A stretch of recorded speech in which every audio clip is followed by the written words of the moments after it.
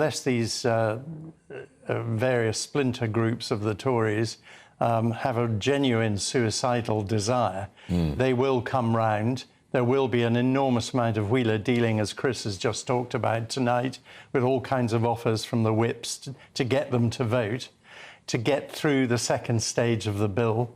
And then it's down to the next reading, which will be next year. And there's also the House of Lords, who will do their utmost to wreck it, with our friend the Archbishop of Canterbury leading the way.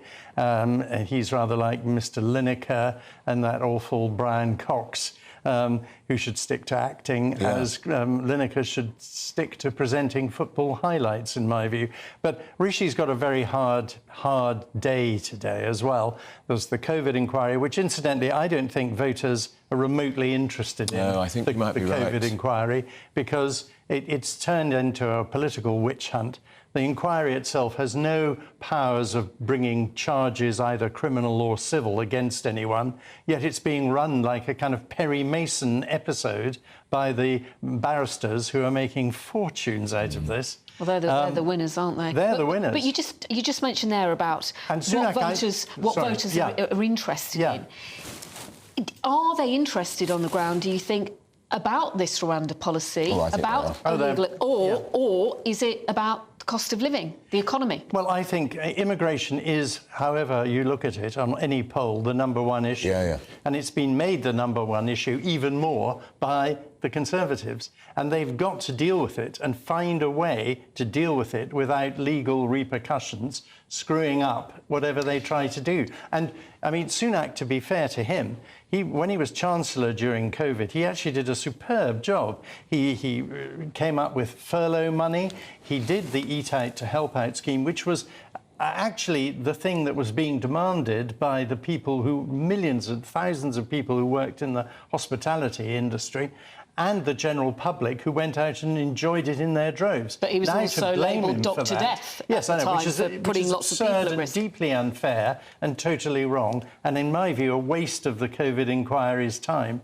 Because I think Rishi is a decent man. I've always respected him, but he's not a leader that connects with the British people. Is he a leader at all? No, I don't think I think he was probably one of the better chancellors we've had in modern times, and I think he would, if he was still chancellor, be excellent. But as a leader, no. And when it comes to voting, neither Starmer nor Sunak really have any kind of serious appeal to the voters. There's no question the two people who do are Boris and Nigel Farage. And now, all the talk about... Is there any truth to this? I mean, do you think this is just Nigel, you know, wanting to make the headlines, wanting to say never say never? I think it's a... Well, I have no doubt at all that if Nigel Farage was offered a safe Conservative seat with a view to potentially being the next leader, the Conservatives could win the next election. Do you really think so? I think so. I think Farage would make that big a difference. The Red Wall? Because all the people who are voting for reform at the moment are really...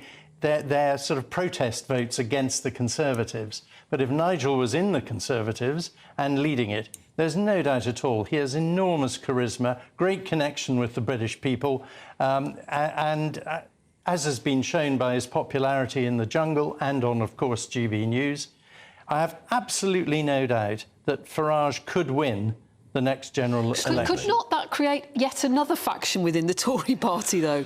Well, Tory MPs like winners. They certainly do. That's why they voted for Boris. And a lot of them have got regrets. All the people who are worried about their seats would have a huge sigh of relief if they can't have Boris, and in my view, they'll never bring Boris back. No. People don't go back, except for Cameron, and that's his Foreign Secretary. But, and we're not going to have John Major or Theresa May back. Please not. Exactly. No. You know, if they want a charismatic leader, there is only one name that people in this country are talking about. Talking of charismatic, Princess Anne, we've discovered today, is the hardest working royal, 460, 470 official events, and she's in her 70s now. Now, you've worked with her and advised her. Is she a nice one? Is she tricky? She's very strong-willed. Right. She's a terrific person to work with. She's always very well briefed. She is of course, incredibly punctual. I've worked with her.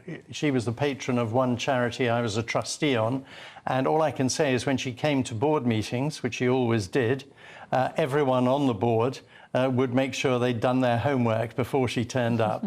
And she was very good, because she should have really been a film actress, because with her facial expression, she uses very little expression, but with one look, it can either be withering, humorous, mischievous, and she has a way of just moving an eyebrow and looking at you, and you know exactly what she's thinking. A little bit intimidating?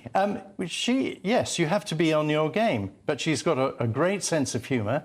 She is always engaging, can talk to anyone, and I think is an absolute beacon for the monarchy. I mean, thank goodness the royal family has the Princess Royal, because she is absolutely unimpeachable and does an incredible job working really hard for this country. And never been even a whiff of controversy about her, unlike the King with his lobbying and his fundraising. And well, I remember when she was a young girl, and she was quite lively, shall we put it that way.